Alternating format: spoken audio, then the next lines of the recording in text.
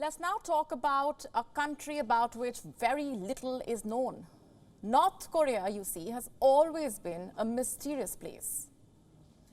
Not much data about the country's growth comes out, about the new technologies.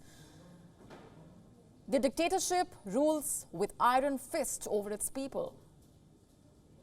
This new report by the Database Center for North Korean Human Rights in Seoul, compiled with the accounts of the North's defectors, highlights how the country's supreme leader, Kim Jong-un, uses a secret force to keep people in line with Pyongyang ideology. Let me tell you about the secret police now.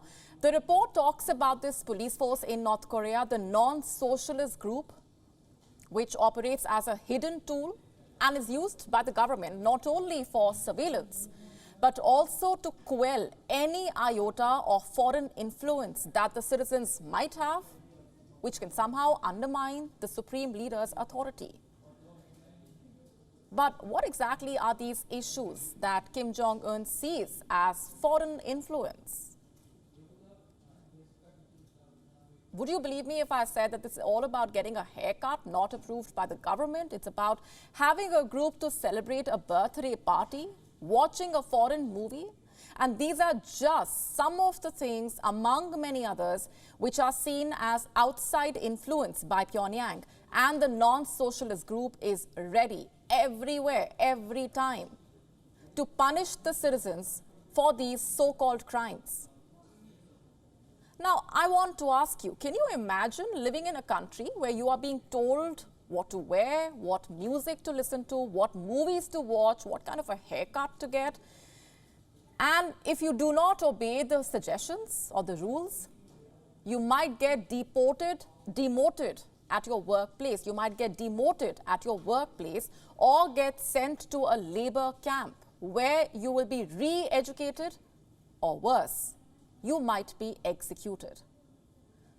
Well, these are some of the punishments that the citizens of North Korea face if they are found violating the guidelines that have been issued.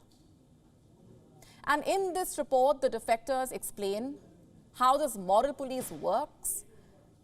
In one of the techniques, it cuts off electricity in the houses where people are suspected of watching a banned DVD or videotape, thus preventing them from removing it from the player and concealing it.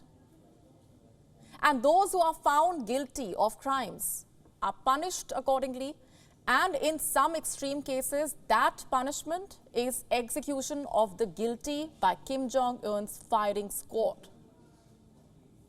But to show that everything is in order, the state in most cases issues proclamations to the general public and simply announces eradication of non-socialist and anti-socialist phenomena.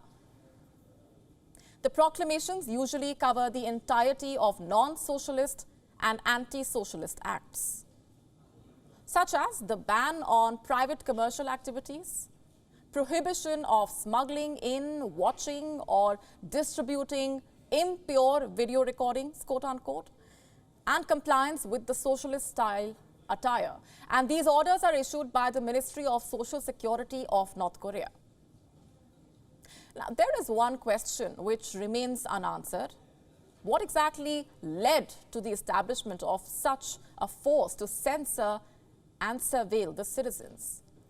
The answer lies in going back to the 1980s, when China, which happens to share the border with North Korea along with Russia, opened itself to the world in the late 1980s, and soon after then the Soviet Union bloc fell. All these developments pushed Pyongyang into survival mode, which was threatened by these changes in its neighborhood, and hence brought the non-socialist force to consolidate the position of its rulers, advising the citizens against any non-societal behavior and eventually designating those non-threatening activities as crimes and putting the entire country under the grip of rulers and the moral police. WION now available in your country. Download the app now. Get all the news on the move.